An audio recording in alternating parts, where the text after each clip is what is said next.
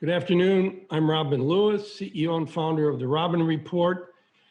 And on behalf of the Deming Center of Columbia Business School, Richard Jaffe, and our wonderful sponsor, Intel, we warmly welcome you to the fourth and last in our series of Retail Reset webcasts.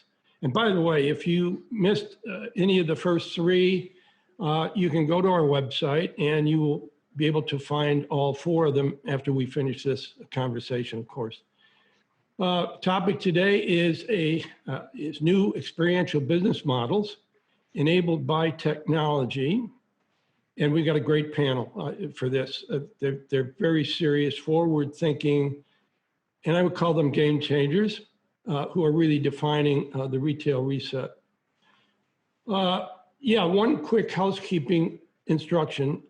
During the conversation, if a question pops up that you would like to submit, just take your cursor down at the bottom of the screen and you see a box there that says Q&A, tap on it, send your question in, and towards the end of the conversation, I will come back and I will ask the appropriate panelists who the question is being directed to. Okay, I now will turn the session over to Chris Timmons, Director of Marketing for Intel. And Chris has a huge role there. I mean, he kind of owns the development of alliances and partnerships across all of Intel's retail, hospitality, banking, and education groups. So, Chris, take it away and have a great conversation. Excellent. Thank you very much, Robin. I think just in way of getting all this started, we very much appreciate everyone logging on to listen to us have a chat today about what's going on in retail with some, I think, definitely some progressive thinkers in this space. And with that, I really want to give Bridgette Johns from Retail Next and Mark Stutzman from Area 15 a chance to introduce themselves and talk a little bit about their companies. So Bridgette, would you like to get us started? Sure, happy to. Good morning, everyone. Good afternoon, depending on where you are.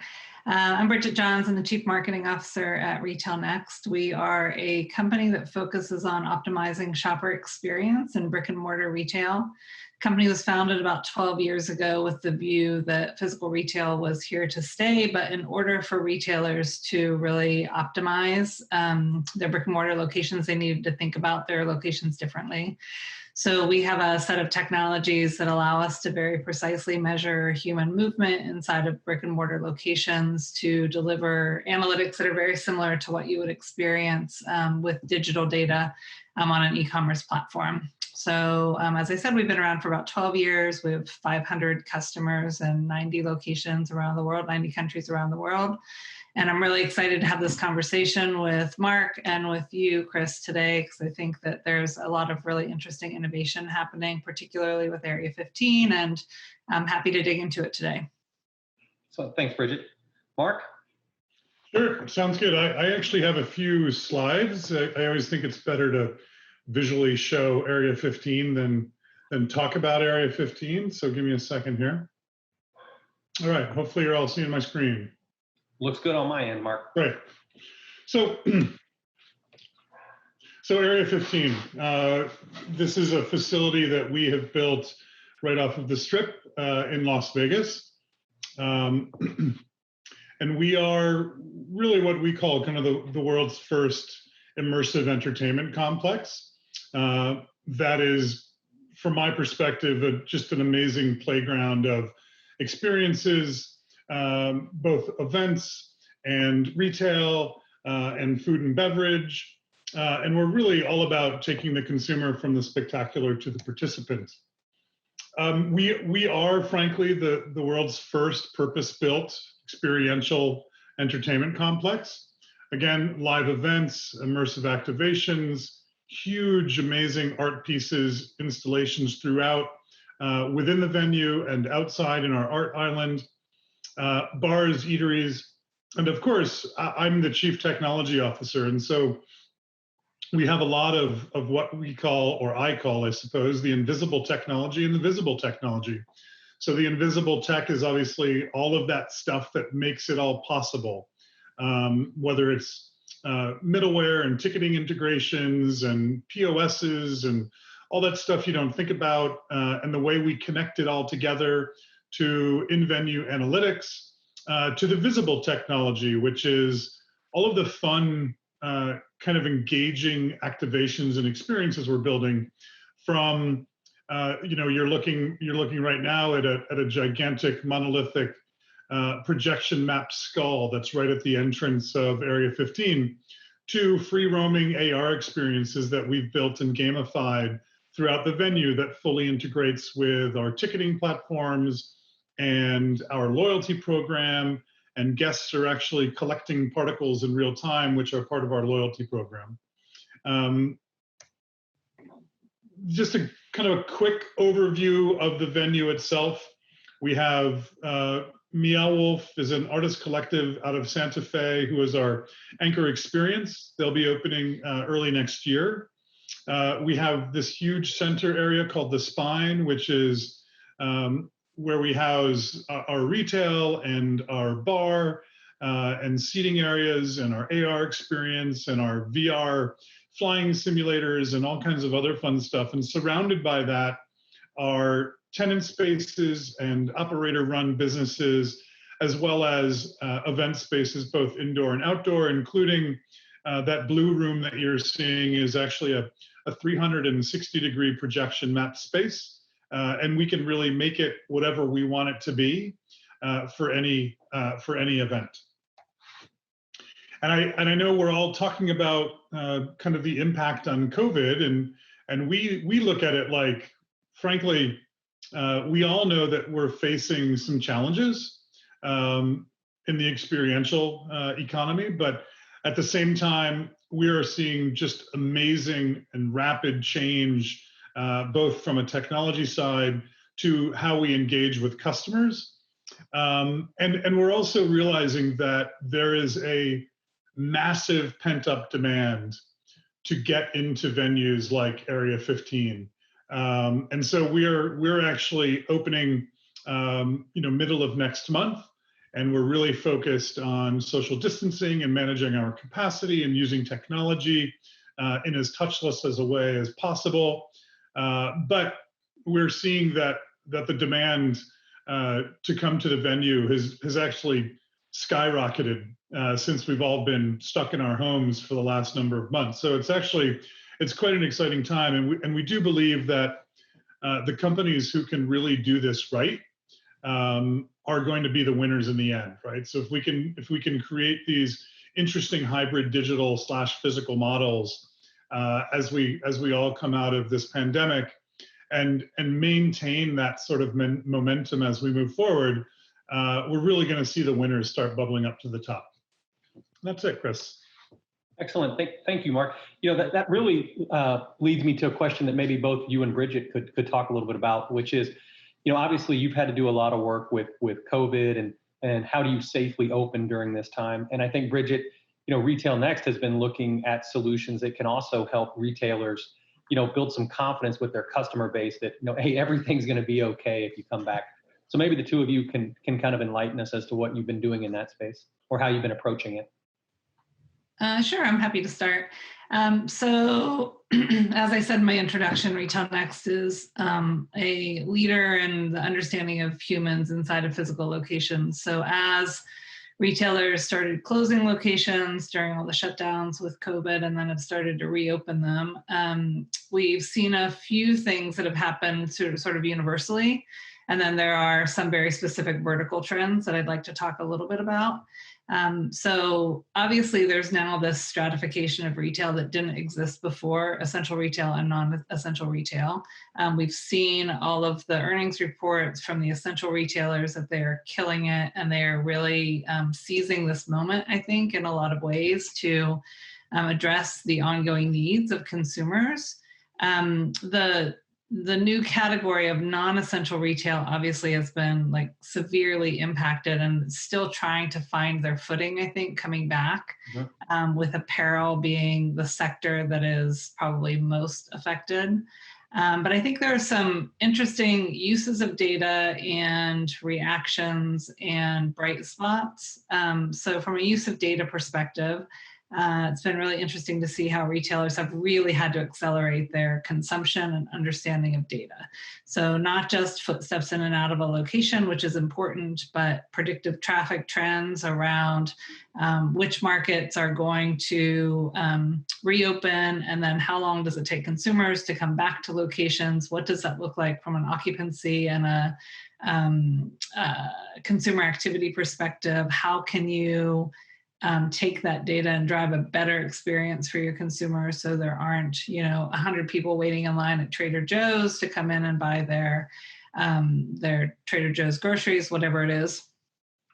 So the use of all of these different data points together, I think, has accelerated probably 10 years faster than it would have in non-COVID times. Retailers have really had to push themselves to do things that have been on the roadmap and they've been slow and steady getting to. But I think, we've had 10 years of innovation in 5 months, which is pretty incredible when you think about all of the different activations that retailers have had to really think about.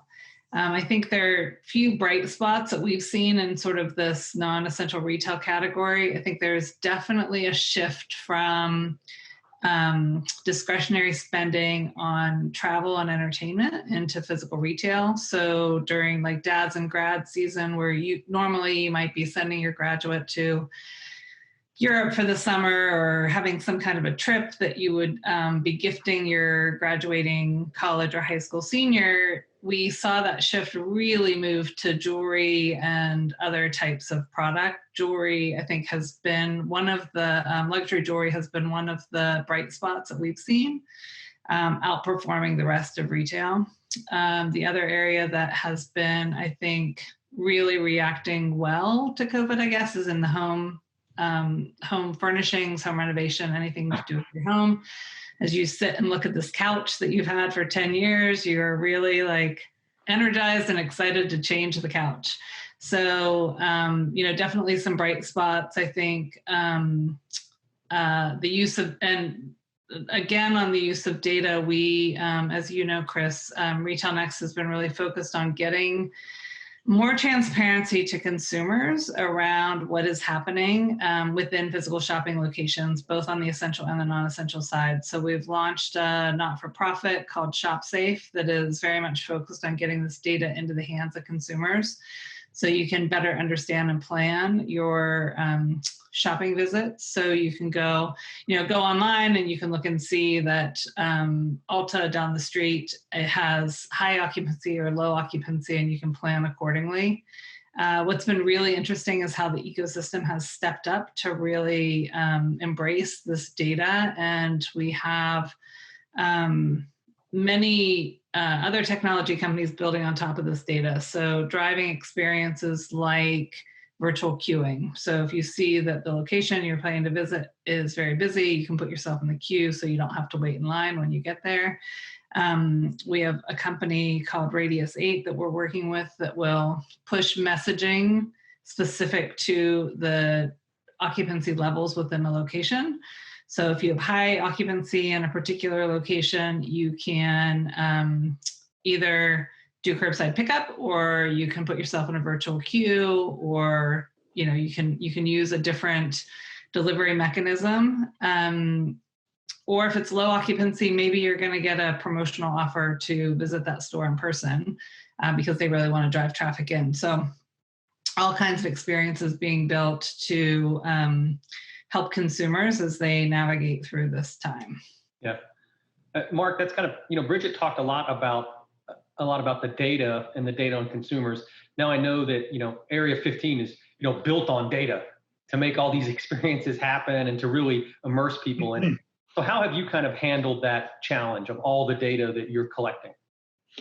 Yeah, I was gonna answer the first part of the question as well, right? Like, how do we kind of bridge this new reality to a place like Area 15, right? And then I'll get to the data question. But I think we have kind of approached the pandemic in a couple of ways. The first is you really need to provide confidence to your guests that they're going to have a very safe experience when they come to a facility like Area 15, right?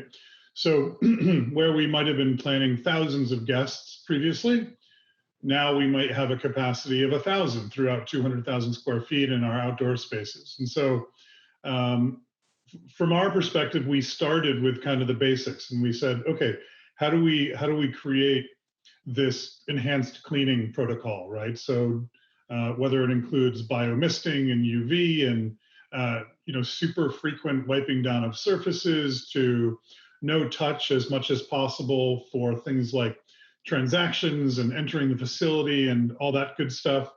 But also on the technology side, how do we enable this safe experience through the tech, right? And so in our case, that can be anything from an AI-based thermal scanning solution that we brought in that can scan, kind of 35 to 50 people at a time in frame and send out alerts for anyone with a temperature over a certain threshold. So unlike the casinos who are really doing it one at a time, we can really do it in a very super quick but incredibly accurate way. We're also using a platform that basically self-calibrates itself without the use of a black body like most thermal technologies require, right? And it's because it's an AI-based solution. So it actually uses the kind of ambient temperature of the environment and the average temperature of the guest, and it self-regulates itself. So it's actually quite brilliant. And it means that it works in the 110 degrees of Las Vegas, or the 20 degrees or 10 degrees of New York City when you're walking into an office. We've also taken it a step farther, right? And we're doing things like leveraging our computer vision solutions that we're using for analytics and people counting and flow analysis and dwell and all that good stuff. We can now also leverage that for alerting, for monitoring for social distancing. Are there too many people within a given area? And actually alert someone who can kind of go move people along, as well as things that Bridgette mentioned, like queuing, right? Like if there's a problem, we're able to kind of distance and limit that queue very quickly. On the data side, that's kind of a whole nother question for Area 15, right? I mean, we have from day one approached this as we really wanted to apply the best practices and the capabilities that we've had on the digital side to a physical venue. And so that means that we've really had to kind of roll our own and build our own solutions. And so when I talked about in the introduction, kind of the middleware that we've built, we have basically built custom middleware to connect 30 different systems so that they can talk to each other in real time. We have built our own kind of payload process for ETL, for loading data into our own data warehouse, some of which might happen daily, some of which might happen every couple of minutes, right? So if we're trying to see reporting on occupancy, that data is actually flowing in from our security cameras in pretty close to real time into our data warehouse for reporting.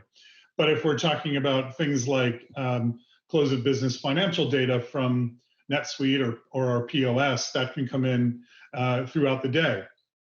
But frankly, I feel like we are kind of on track to have really a world-class kind of data infrastructure where all of these systems are talking, where all of our business units will have transparency into exactly what's happening in the venue.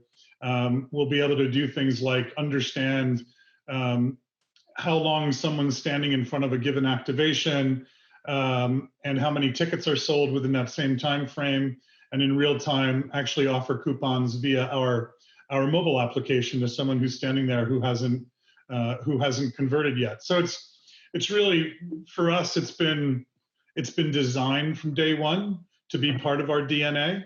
It will completely grow over time, but it has allowed us to make this transition into this kind of pandemic environment much simpler, because we already had the systems, the data, the tracking in place or planned.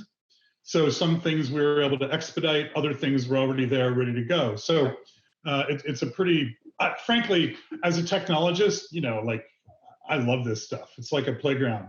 So. Not bad, not bad. Well, maybe let me ask another question around, one of the things, at least in Intel's view, as we've looked at kind of consumer behavior in the retail space, we've talked about this quite a bit, so it's probably not going to be new news to either of the two of you, is, we think of things in this kind of split between convenience and experience. And that's really where consumer expectations have been moving. Either, you can see hyper convenience. And I would say that, you really see hyper convenience, especially in China, where, you can pull up WeChat, you can order food, you can order a car, you can pay for it in the app, you can go into a restaurant and not actually have to interact with anybody, if that's the experience you choose. But on the experience side, and we know Area 15, very heavily slanted on the experience side. But I'm curious if you agree with kind of that split, that you see people working on both ends of it, and if so, how you're kind of thinking about those and the blending of the two. Yeah, we certainly do, right? I mean, our goal is, we're a physical, experiential, immersive venue, but we also know that we want that to extend digitally, right? So we know that we want the experience that is Area 15 to be able to live outside of the physical venues. And so that really enables us to scale. And so even the experience in venue, though, it's this very kind of integrated experience where you could be walking around with our mobile app. All of your tickets could be basically purchased through the app without ever interacting with an attendant. You can scan in via QR code to all of our experiences in the venue. That QR code passes data to our ticketing platform, to the experience. It pulls in information about the guest. It allows the passing back and forth of loyalty information. We have a free roaming AR experience that we're launching, where you're literally collecting particles as you move through the experience, and those particles are tied to our loyalty program. So it's all kind of passed back and forth. But I think, like, no matter how you approach this kind of immersive world, the digital is so important, right? The whole extending the experience once you leave the venue or before you come to the venue. And we like to think of the venues as kind of the Mecca, right? So it's the hub. It's where everyone is coming to, but they're still experiencing Area 15 in the outside world. And that might represent itself in extending our AR experience and exposing it through our mobile app. As you're walking around New York City, you could be engaging with these cool kind of Area 15 artifacts that people are plopping all over the place that you can collect within the app. So we really want to continue to engage people. And again, in the current environment, you have to do it even in a place like Area 15 in as low touch as possible. Bridgette, what are your thoughts on that? Yeah, just to add to that for a long time, for several years, a lot of thought leaders within the retail space, including Robin, who's so kind to host us today, have said that if you're competing on price alone, you will not win. It is nearly impossible to compete with Walmart and Amazon if price is your differentiator. So this idea of experience and convenience have been around for a long time. As you said, Chris, it's one of the things that Intel talks a lot about. But I think what we've seen in the past 6 months is that there's a merging of convenience and experience. So convenience becomes kind of a subtopic around experience, because so many of the realities of COVID have introduced all this friction to the shopping experience. And retailers that are eliminating that friction in a smooth way, I think will win. But sitting alongside of that has to be a conversation about brand and product and what is it that you're actually selling. So do you have a product offering that is going to get somebody off of their couch and off of their mobile device to come to your physical location to try on or experience or look at that product? And then is it going to be this seamless experience? And the thing that I think is so interesting about COVID and that we're spending a lot of time working with our customers on is there has to be flexibility in that experience, because from one day to the other, the realities of how you deliver a product to a consumer can change pretty drastically. So here in Santa Clara County, where I live, we had this like beautiful 2 weeks of of post-COVID, where we could go to the mall, you could shop. It was a different experience, but you could go, you could walk in and out of stores. And then guess what? Like 2 weeks later, the mall closes again. And there's a whole new set of restrictions put on how you can shop as a consumer. And it's very confusing. So having transparency with your consumers, bringing them along for the journey and giving them convenience in a new way, like whether it's curbside pickup or whether it's BOPIS or whether it's something else, I think has been really interesting to watch. And I think that convenience and experience will forever be co-joined now. I think it will become a conversation around the same thing. Yeah. So maybe that one of the other things that maybe be good to have a chat about is earlier, Bridgette, you talked about, hey, the pace of innovation or the pace of kind of technology consumption, 10 years of innovation in 5 months, maybe between, obviously you sit in different parts of the value chain. So I'm curious how the two of you have seen your partners or customers that you work with. What have been some highlights of people reacting to that pace of change? And then maybe some areas where you could learn from things that maybe didn't execute so well. Yeah. I'm happy to start. So I think the retailers that are winning from our perspective are the ones who are really singularly focused on what the consumer needs.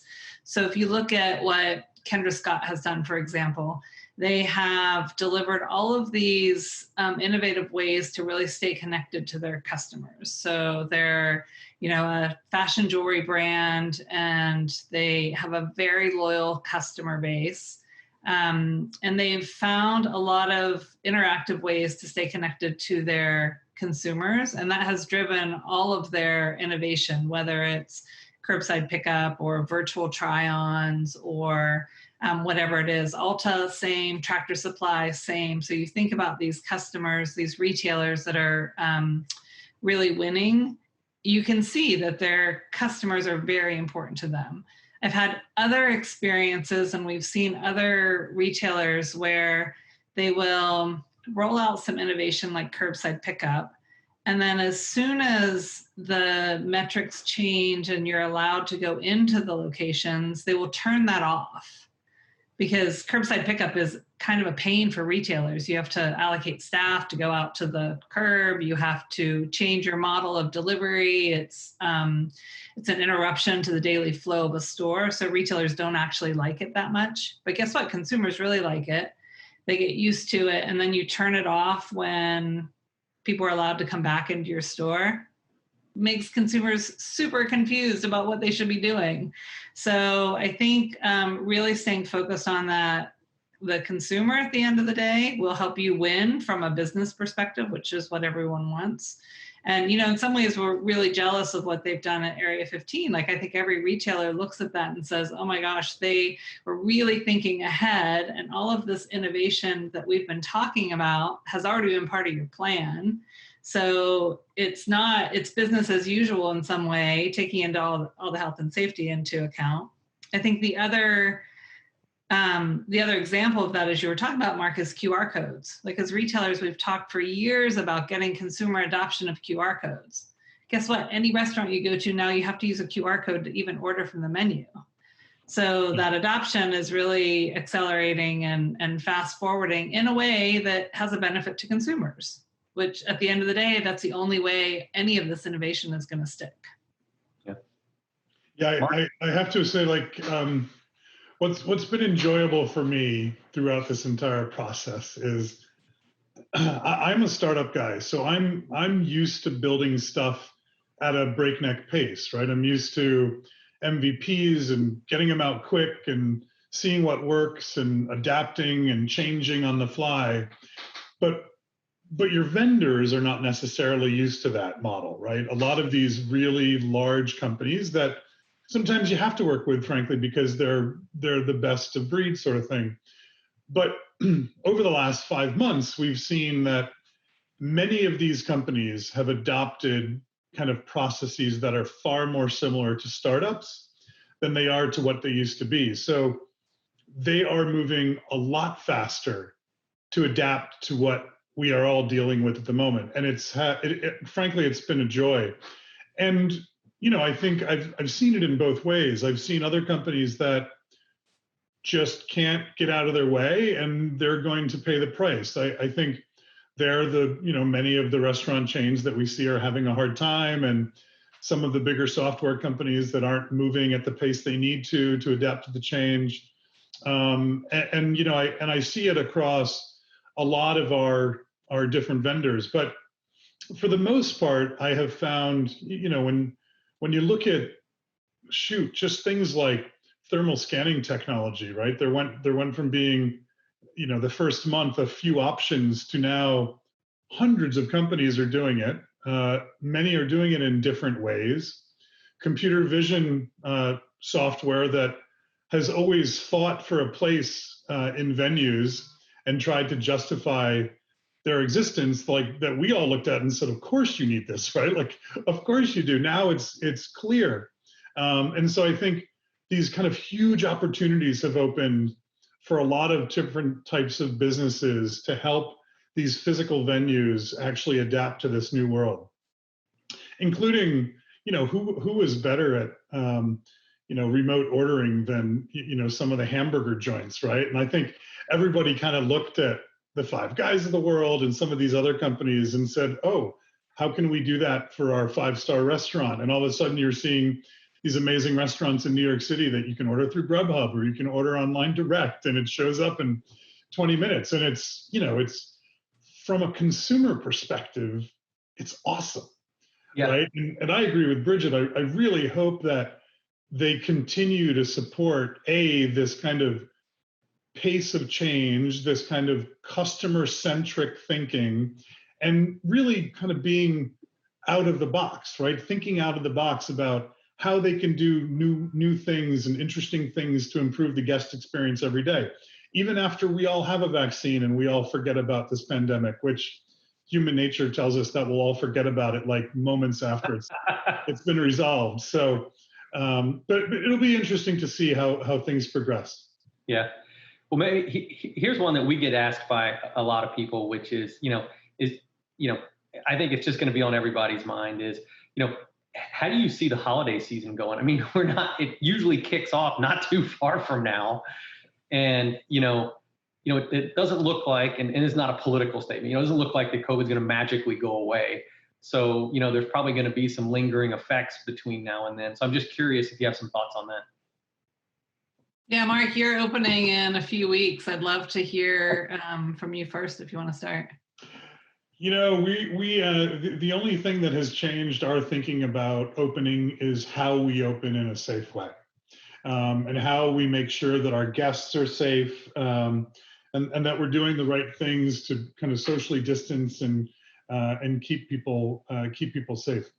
But I think we've made a few key changes, right? Like, how do you predict capacity in a venue like Area 15 where, I mean, my gosh, we're like on every top 10 list throughout the world about the top 10 things you need to do in 2021. So there is just a crazy amount of interest, even in the pandemic, to come to Area 15. And so we're actually, and I saw someone actually asked if there's a fee to enter Area 15, and no, there is not. We are free to enter.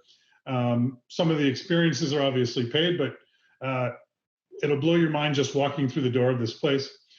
But we're doing reservations, right? So we basically took our ticketing system and we are applying it to being a reservation system. So effectively, you're getting a free ticket, a $0 price ticket, and you can choose the day you're coming, and that allows us to A, predict capacity, and B, manage capacity. But it's actually quite awesome, right? Because it also allows you to kind of predict the amount of staff you need for a given day, and it really gives you interesting data. And we'll see if that makes sense, kind of post-pandemic. But it's certainly going to be valuable for us in the short term. Yeah. Yeah, and I think more broadly, holiday is going to be interesting. In some ways, I think it's already started.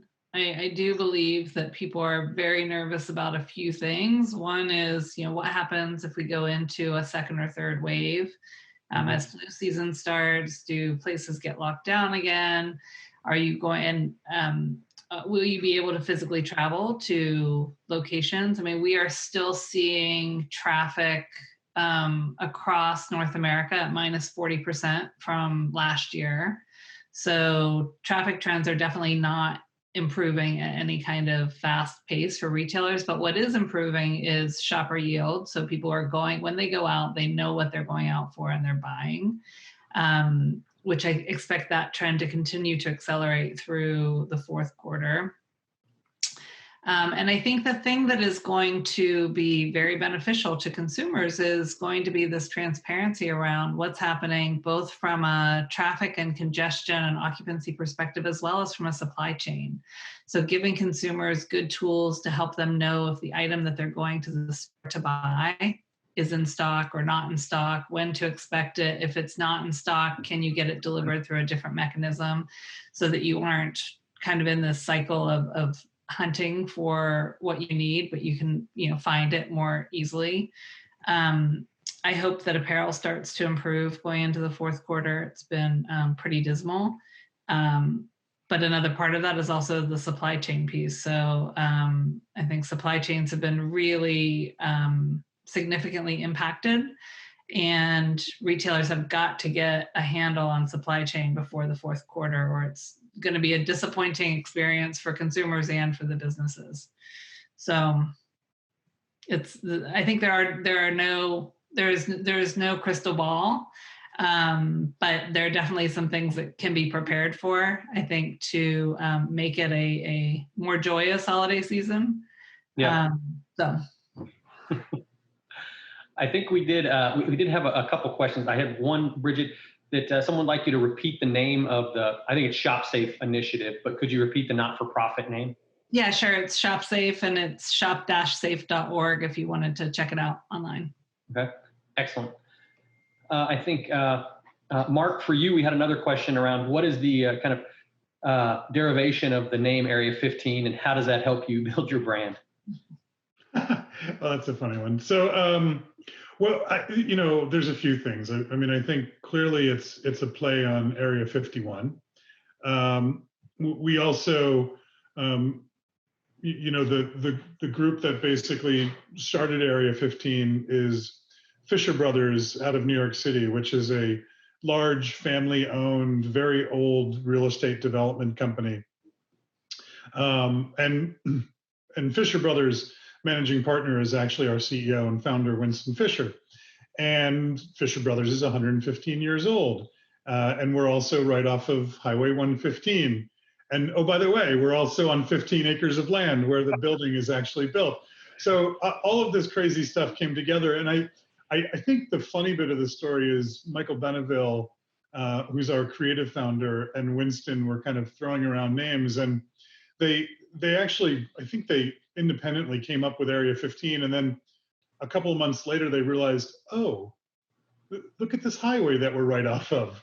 And so all of these weird things just kind of started coming together. But that's the origin of the name. Excellent. Well, I did want to bring Robin back on to come in. Okay. Hello, everybody. Robin. You guys are fantastic. I really learned a lot. I think you know what you're talking about. Anyway, we do have some questions. And Mark, let's start with you. Is there an entry fee to Area 15 to Meow Wolf, the art installation?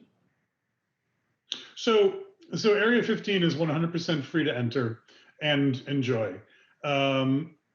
Yes, the experiences are ticketed and there are a charge, right? So Meow Wolf charges to enter their venue, and if you want to do throwing axes, or if you want to, all kinds of fun experiences are obviously paid experiences. But come on in, reserve your spot. You'll be able to enter and hang out all day and look at the art and enjoy the bars and restaurants. It's really just a visually stunning kind of playground to come check out and walk around in. So a follow-up on that, what advice would you give to startups today? And what about legacy retailers? Well, that's a big question. Where do we start? Yeah, I know. Do we target the question? I mean, I would say my background is as a startup technologist, and I've run and sold companies myself, and I really thought, and I talked about this earlier, but I really approach data as forget about what physical venues are doing. Let's 100% think about the type of data collection, usage, analysis, targeting, personalization, all that good stuff that we can do on the digital side. And let's apply that to a physical venue. And whenever anyone says you can't do that, I say you are absolutely wrong. And I disappear and I figure out how to do it and we build it and we make it work. And so we're just chunking away at this stuff. So my advice is get out of the box. Like, stop thinking about how you've been doing it for 50 years and start thinking about how you could be doing it. And it will open up your universe to potential that you never thought was possible. Mindset, very well put. Bridgette, can you describe a traditional brick and mortar retailer who has risen to the challenge and provided an exciting new shopping experience, a reason to shop there? Yeah, I think I mentioned a couple of them that are really inspiring us at Retail Next these days. One is certainly Ulta. You know, Ulta is always a little bit ahead of the curve from an experience perspective, but what they've been able to do with virtual try-on, virtual makeovers, really bringing the consumer into the store without having to physically be in the store, I think has been really inspirational. I think some of the essential retailers like Tractor Supply that have, you know, accelerated so many of their initiatives really at a breakneck pace to meet consumer demand on the essential retailer side, I think has been pretty incredible. Again, Kendra Scott, I talked about some of the work that they're doing. So, you know, there's a ton of innovation happening. It's happening very fast, as Mark has talked about. But I totally agree that that innovation pace has to sustain, and you really have to think about the store as just one component of the total journey. And it's the role of the store will be very different. We've been saying this, Robin, you've been saying it for as long as I've known you. The role of the store has to change. And guess what? The role of the store has changed. And it's up to retailers to really catch up to the consumers and figure out what that means for their specific brand. And I think it's going to be different for, you know, it's very different for an Area 51 versus an Area 15 versus a traditional specialty retailer. But everyone has to do that deep thinking around how do they get there and what do the four walls of the store mean to their consumers. And if they don't get there, Bridgette, they won't be around. Absolutely. I hate to say it. Plenty of that, right? We've seen plenty of that over the past few months. Absolutely. Anyway, so for both of you, what was accelerated the most in your businesses by this pandemic? For us, I'll say the thing that's accelerated the most is the use of our data for essential retail and for other categories that have never really been interested in measuring activity at the entrance of their store. So our entrance traffic business has been growing with quick service restaurants, C-stores, grocery stores, places that were not traditionally users or consumers of our type of data because there's a different use case and application for the data. So that's been really interesting to see and to kind of navigate through.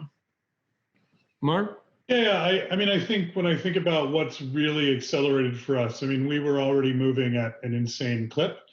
But certainly, you know, like I mentioned earlier, when we think about enhanced cleaning techniques and kind of thermal scanning, something we never would have thought about. But I think at a broader scale, when we talked about digital always being kind of a complementary part of what Area 15 was trying to do in the physical world, I think definitely our thinking about that accelerated, right? So, you know, if we had very large events that were planned pre-COVID, how do you now still offer an event experience to a lot of guests where they can't all physically be present? And we think about everything outside of the box. So we're not thinking about how do we throw 20,000 people on a Zoom call. We think about how do you create an immersive virtual digital experience that integrates a physical and a digital world together so that you can really have this awesome hybrid kind of conference, for example, or musical event. And so that sort of thinking has been accelerated as we found ourselves in the pandemic and thinking about opening in the middle of a pandemic.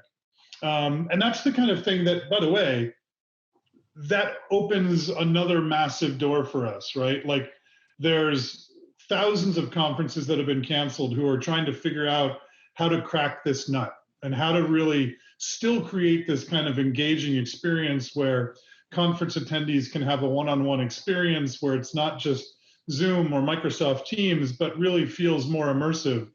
And so we've been thinking a lot about that and how to execute. And I expect that when we do start rolling this stuff out, it will be very different than any other sort of digital virtual kind of conferences and events that you're seeing anywhere else.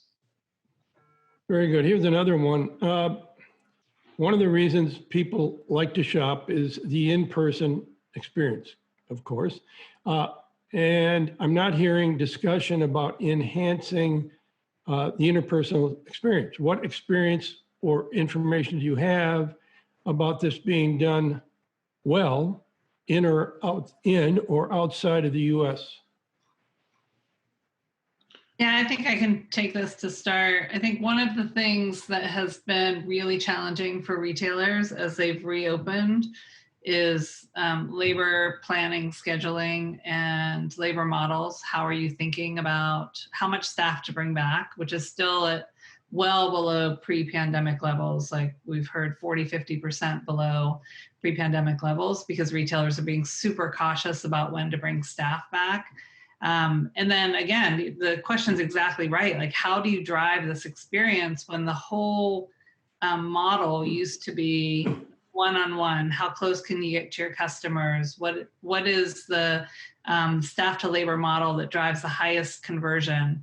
And now you don't want to be too close to your consumers. You don't want to be that intimate. So it's really a heavier reliance on digital tools and making those digital tools part of the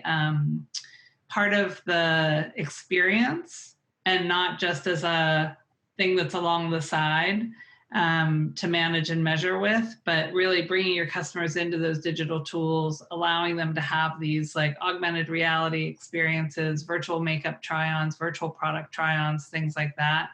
A lot of from home selling. So going back to like traditional clienteling relationships where you would call your customers and tell them what's new. So guess what? Now you have a whole set of tools that allow you to do this in a more interactive way that keeps your consumers safe. But retailers have to think about how do they compensate their employees for doing at-home selling on a Zoom call.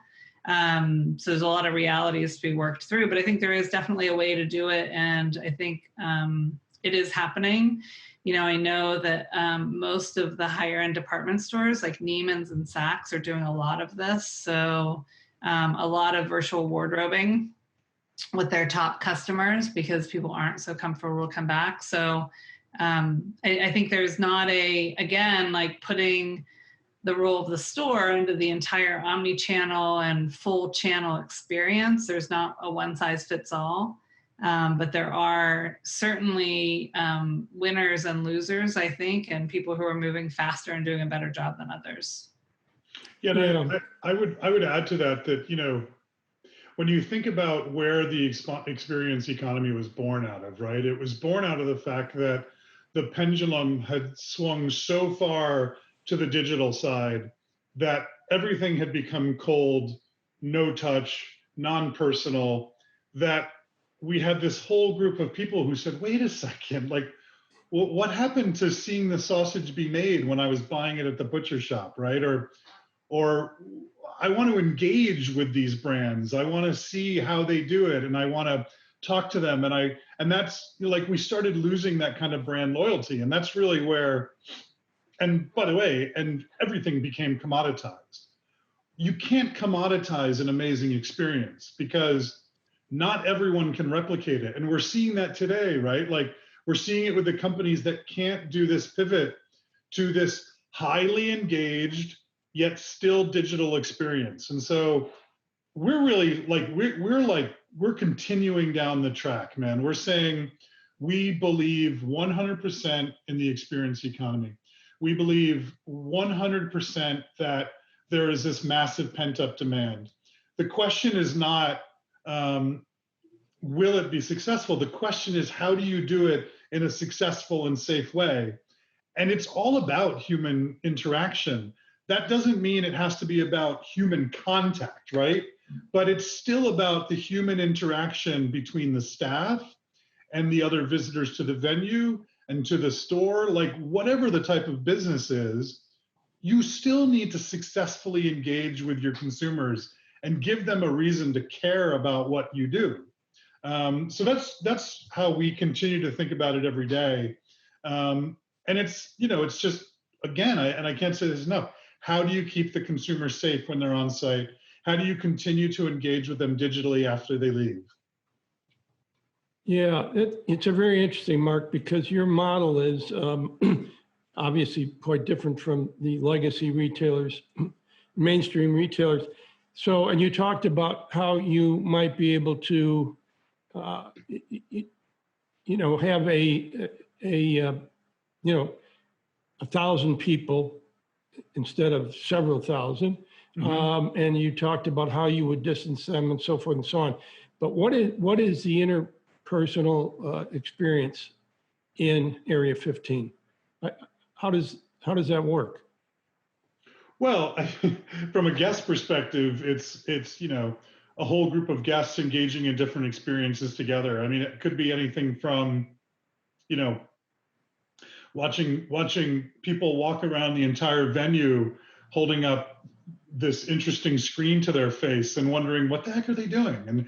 And how do you generate that interest so that other people say, hey, what is that? And that person shares what it is. And then another person goes to buy the ticket to this AR experience, right? It's that sort of engagement, but it's also, for us, it's about creating the story and kind of the fictional background of what Area 15 is, and making that that exploration part of your visit to Area 15. So as you engage with more stuff at Area 15, you're understanding more and more of this really deep backstory. And I think we've learned that a lot from the Disneys of the world and the Meow Wolves of the world, to like really create these intricate backstories that reveal themselves little bits at a time, so that each time you come, you're learning more about it. But I think that becomes a team sport too. And it doesn't have to be a team sport standing 3 inches from each other. It can be a team sport where one is interacting digitally, learning clues, and another is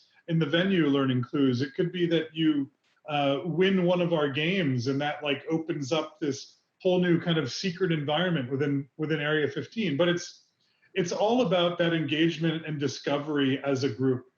And we like to think of our staff as being part of that discovery, right? So the staff is not just trying to sell you something. The staff is really part of the experience, right? They're very Disney-esque in that way, that we want them to be part of the secret and part of the inside story, and helping guests understand and discover and point them in different directions. So, yeah, that's great. But I think we have time for maybe 1 or 2 more questions.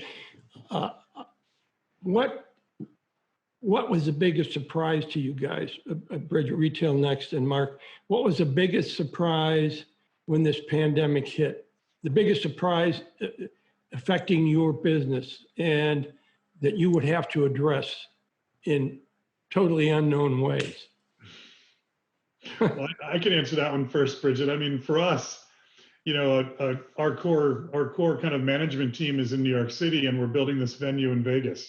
And so, Chris will attest to this. I was flying out there every other week and just constantly in Las Vegas. And so we're literally still in construction mode, right? We're still building things and storefronts and all kinds of fun stuff.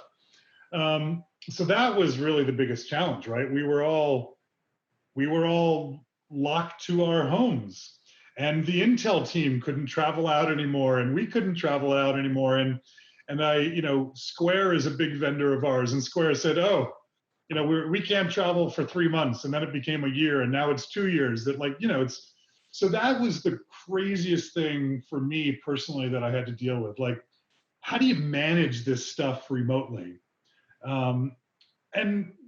We adapted and we overcame, and we send lots of pictures and videos back and forth. And now recently, over the last month, we have been traveling out to Vegas. And by the way, being a New Yorker, that creates a whole nother set of challenges, because if you fly to Vegas for a week and come back, you have to quarantine for 2 weeks. Oh my God! And yeah. so it's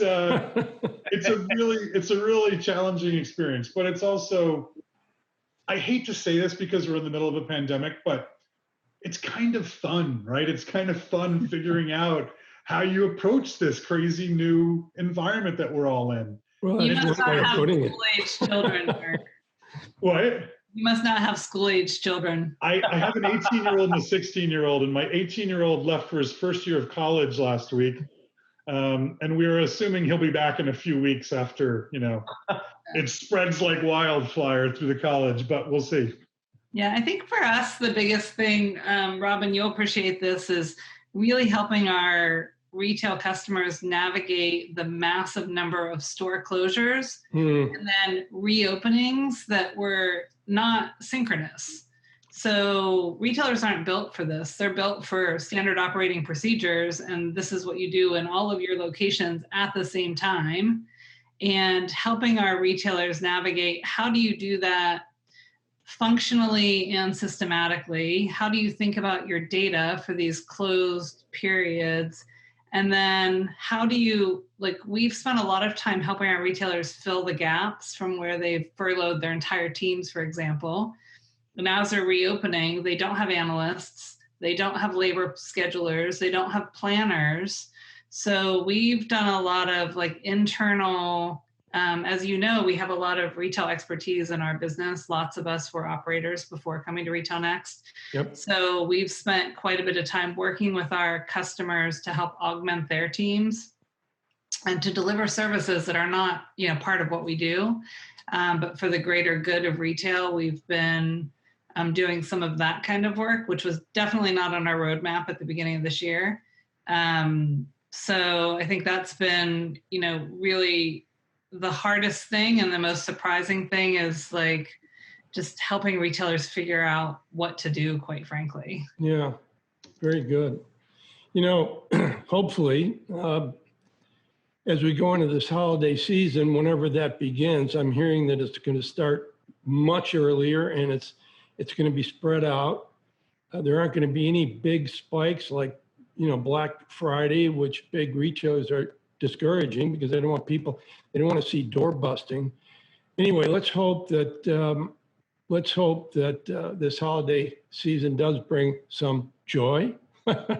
And Chris, you were terrific with this panel, and obviously we appreciate it very much. And both Bridgette and Mark are terrific.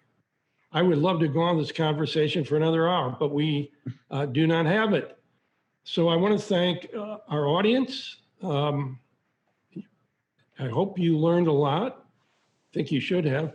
And again, you guys, you were terrific. Thank you so much. Thanks, Robin. Thanks, Mark. Thank you, Robin. Thanks, Chris. Have a good day, everybody.